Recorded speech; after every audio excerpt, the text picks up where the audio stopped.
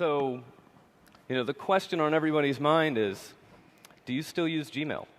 Yes, absolutely. Unfortunately, Facebook uses Exchange, so it was actually a really uphill battle. It was one of the major issues in the acquisition, whether I could actually still remember how to use Outlook. But I still use Gmail exclusively for my personal email. So the last time I saw you was at F8. Zuck had just basically talked about the new platform, and then he brought you out to share the details. Can you talk about how social plugins have been expanding and spreading? Yeah, sure. So around the time of April of last year, the Facebook platform had over 1 million developers, and it was, by almost all measurements, really successful. But one of the major pieces of feedback we got from developers outside of the sphere of social app developers in Silicon Valley was that it was very difficult to use. And in particular, sites like media sites, newspaper sites, their technology is a content management system. So turning a content management system into a social product is a really significant engineering effort, and a lot of those companies don't even have the engineering resources to do it. So we introduced social plugins, which are essentially cut and paste social functionality. Technically speaking, it's just an iframe that you paste on your page, and it presents personalized information to the viewer of your site, like the most liked articles on a newspaper site, or the most liked videos on a video site.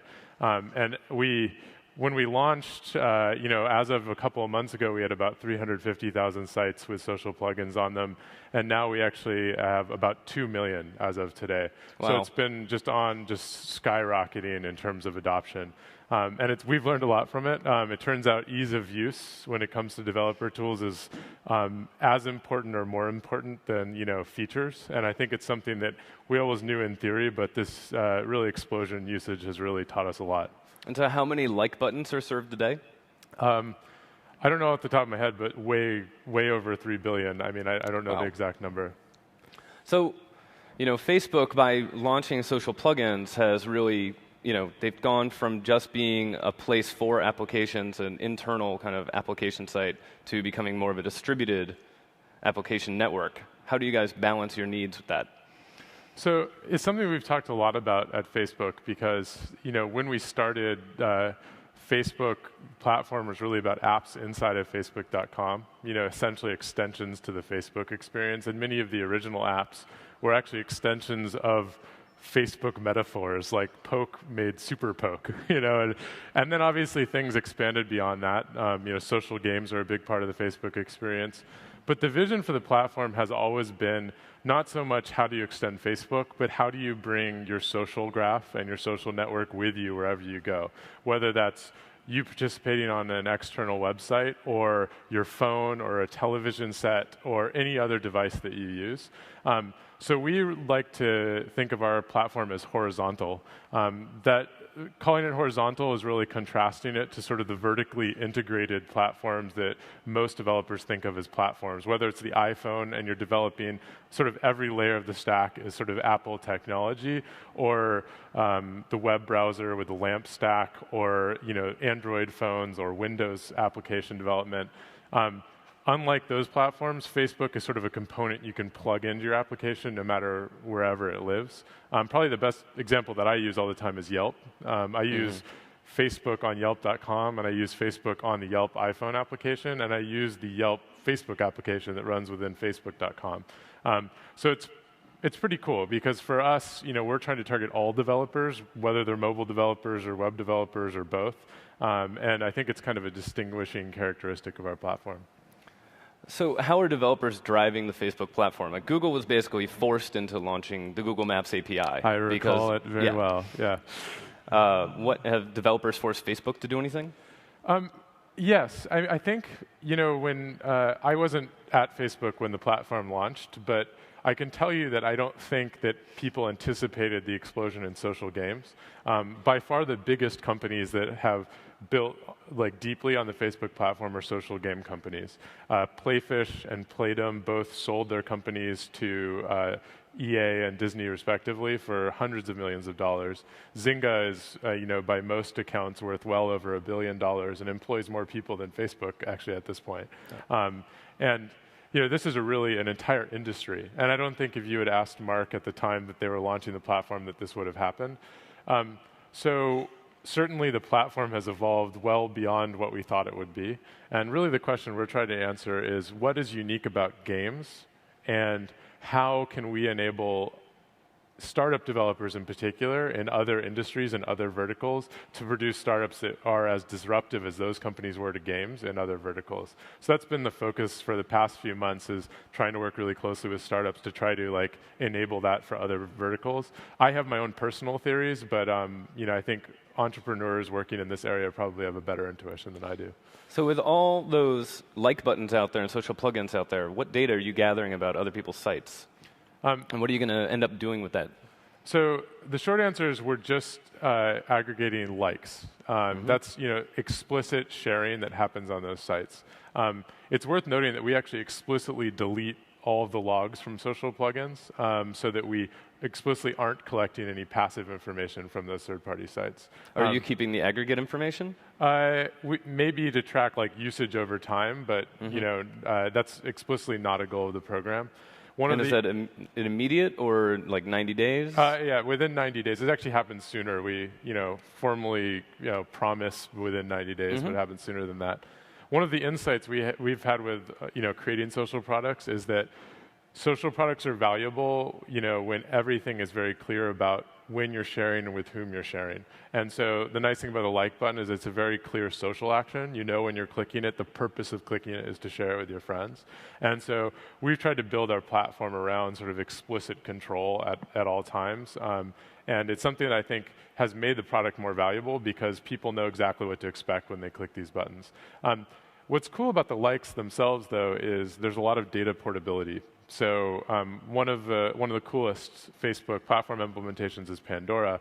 If you've never used it, now with Facebook, when you go to Pandora, rather than having to construct a radio station by hand by listing the bands that you like, if you have bands listed in your Facebook profile that you already like, it will create a radio station immediately based on your musical preferences. And so you don't need to type anything. All of a sudden, you're listening to a personalized, customized radio station. It's pretty awesome.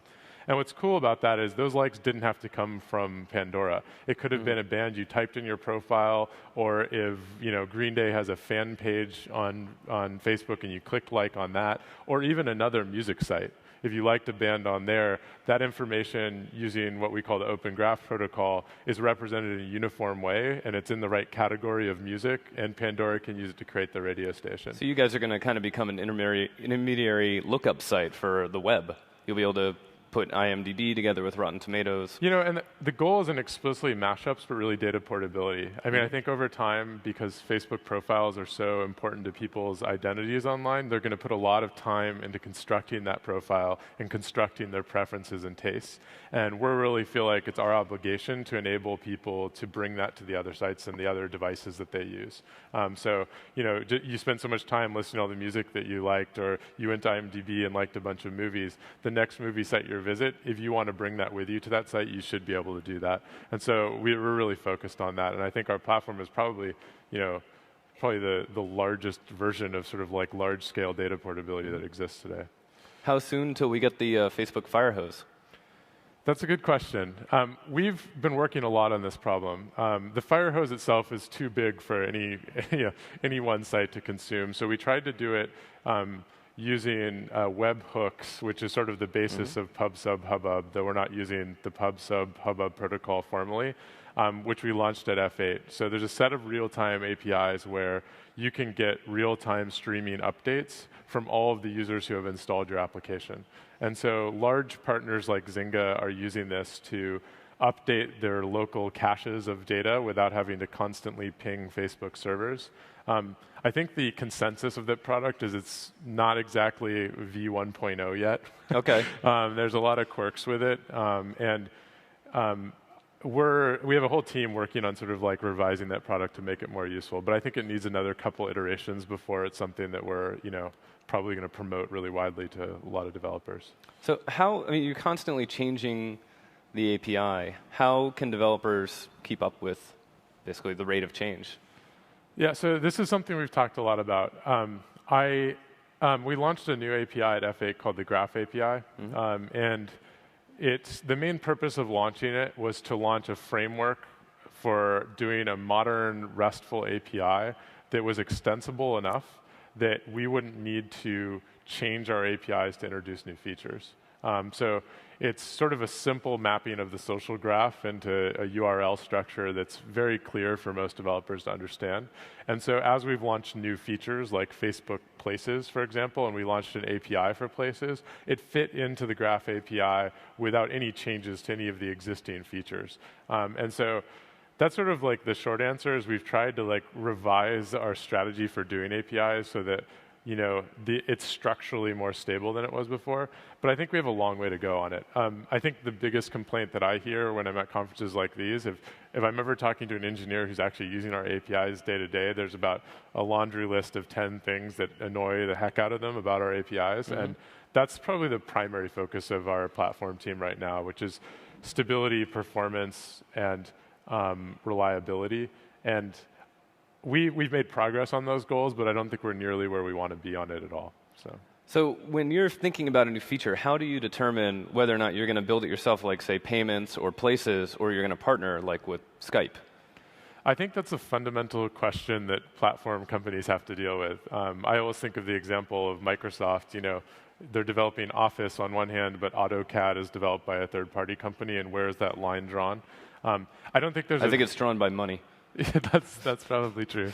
I think the short answer of which applications we choose to work on are the ones we feel like are very core to the Facebook experience. So in the case of Places, the act of like checking in was something that was already happening naturally through status messages on Facebook. So we felt it was important to sort of like match that innate need with a product because so many users were implicitly or explicitly asking for it. Our approach with working with partners is just to be transparent. So with the Places example, Foursquare and Gowalla and the other big, location-based services knew about the product well before we announced it. And in fact, we launched with those companies so that they were tightly integrated with the product. And so, I understand the competitive complexities inherent in that launch, but at the very least, we want to give our partners transparency so they can adjust their product strategy accordingly. So even if things are complex, we'll just acknowledge that and give as much visibility as possible so people can make the right decisions for their business. So when you start thinking about the Facebook product and the platform and the API, do you think web first, like Facebook.com, seen in a Mac browser, or do you think mobile first? How do you view the product? How does Facebook think that? That's something that's quickly evolving. Actually, one of the major technology decisions we're grappling with is mobile platform, like the current state of mobile platforms. We're kind of in a state that reminds me of the mid-90s in terms of application development. There's so many platforms in the mobile ecosystem that are significant, from iPhone and Android and Symbian. And yeah, it's just a resource hog. It's a resource hog. And so every time we introduce a feature, we have to update about 12 versions of Facebook: mobile web, Android, iPhone, Symbian, BlackBerry, Windows Mobile.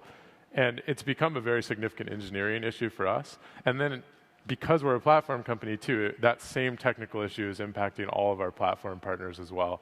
So we've spent a lot of time talking about where we think the world is going and where we're going to devote resources. I don't think we have a silver bullet answer, but the short version of it is that we're really doubling down on HTML5. We think that just like the mid-90s, the web browser won because it's the friendliest application development environment. And we think that HTML5 has really started to become a really cohesive product, so sort of a suite of features that's really powerful. And over the long term, we expect to really focus not only our own company's efforts on HTML5, but also our platform. What's the biggest barrier to HTML5, basically, on the phone rising above apps? I think, practically speaking, feeling native. iPhone has really solid UI conventions that native apps all use. And does a web app feel, nice? That's a very qualitative thing that translates to a handful of very real technical issues, whether it's fancy 3D transitions or the way buttons look, things like that. I think those things will work themselves out over time. I consider them tactical and not strategic. But overall, I think the WebKit has really evolved to become a really really awesome mobile browser, and so we're really excited about it. Okay, so we're over time, but I've got 3 quick Twitter questions, so you just need to pound out. Facebook phone, when does it come out? Next Christmas? I think, honestly, a lot of these, like, we end up talking to a lot of mobile developers and mobile phone makers because most of them integrate Facebook in some way into the phone, and most of them we don't actually build anything. They just use our platform just like any other developer does. And I think some of those conversations can get misconstrued into things that they're not. It's a sort of short cop-out answer. Okay. Twitter user One Awesome Mama wants to know, Mr. Taylor, when will I be able to upload videos to Facebook from my iPhone? I was trying to find an answer to this before this, but I actually don't know. We should definitely enable that, and it's a shame that it doesn't exist already. Okay, and one final question from Twitter user Jason Preston. How ugly is Mark's code? So most of Mark's original code, I think, has been, replaced as the engineering team has gone. But I can kind of slowly and quietly without talking about it. But I don't think it was ugly. I think Mark's a pretty good hacker, all in all. I think actually he just checked in code recently based on, a bet from one of the other folks at Facebook that it had been too long since he had done that. And if you've ever met Mark, whenever he sees a challenge, he takes it. So anyway, yeah, he writes pretty good code. All right. Yeah. And Bret will be out tomorrow morning with Anil Dash and Ryan Sarver, the director of platform for Twitter. So there'll be more opportunities for questions then. Thanks a lot, Bret. Thank you.